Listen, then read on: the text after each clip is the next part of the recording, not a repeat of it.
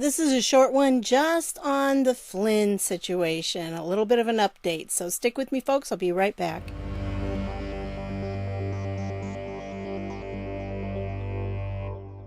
Hey everybody, this is Deb with Truthification Chronicles, and I just have a little update here on the Flynn situation and a statement from his family. So let's get to it. This is a document that was filed on the 4th, and it is a joint status report and motion to expedite by the United States and General Michael T. Flynn. So this is the document they're trying to kind of light a fire under Judge Sullivan at this point. And so this is a response to his minute order. And as I read this, he set it up so that the amicus curiae would file a brief on September 11th, and then on the 21st is when they would kind of have to have everything in. And what they're trying to do here is expedite it. I mean, they're saying like it doesn't need to take that long. So can we push it forward a little bit? So down here, it talks about, like I said, see, his brief was supposed to be there on September 11th. By noon is when it's supposed to be received. And they said, well, you know, if they've got this by the 11th, then why can't we get things a little bit faster? And so the parties in the amicus are all available for a hearing on September 23rd, 24th, 28th, or 29th.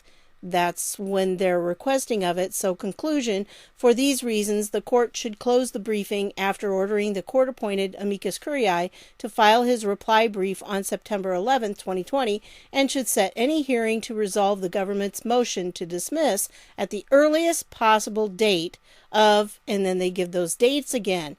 Okay, so what does Sidney tell us that the judge does? Guess which one he picked? Yeah, the 29th. No surprise there. So down here is the document with the motion. So if you want to see that, it's just a little frustrating when this is what's happening. Well, definitely the Flynns have had it. I mean, they're really getting tired of this, and I don't blame them. This has been dragging on forever and ever. So here is their statement, and I want to go through this with you because, you know, people just need to hear this.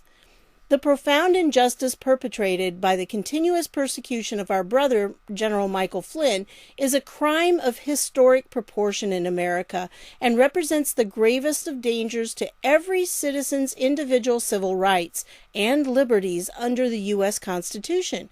There is no retreat from the shameful bias dripping from the unsigned majority opinion issued by the D.C. Court of Appeals, and no longer can District Court Judge Emmett Sullivan hide behind his gavel, considering he hired outside counsel hostile to General Flynn.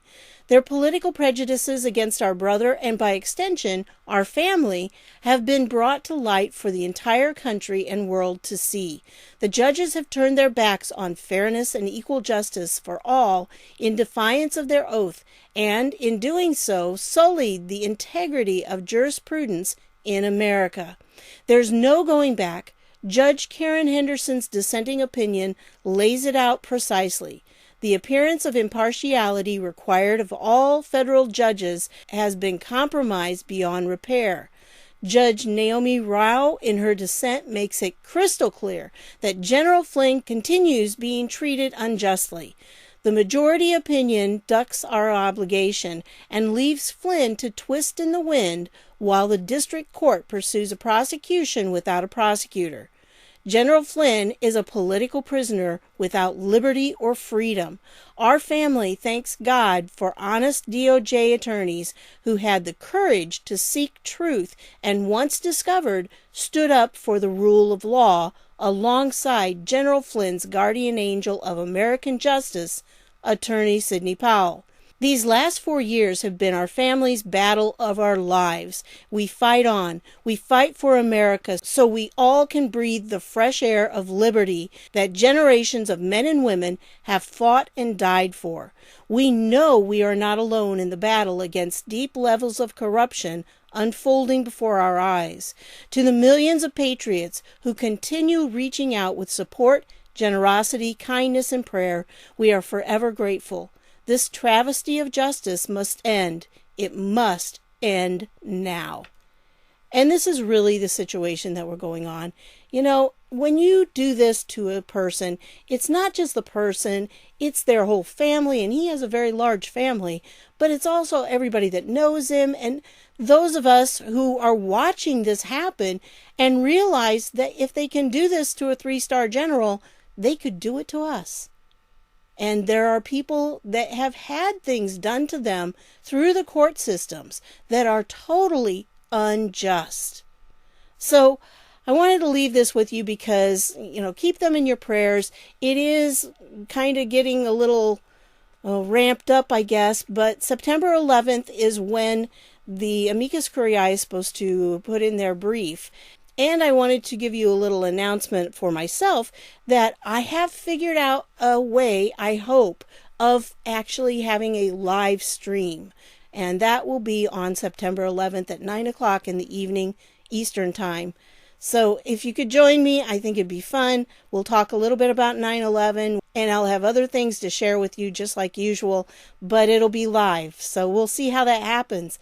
It'll be my first one, so hopefully it'll work out okay. And if it does, then we'll be able to do that twice a month, probably.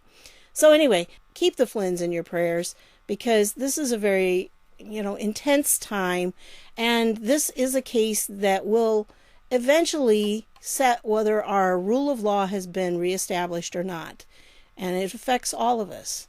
So that's what I've got for you on this one. And I just want to thank you for stopping by, and I'll see y'all later.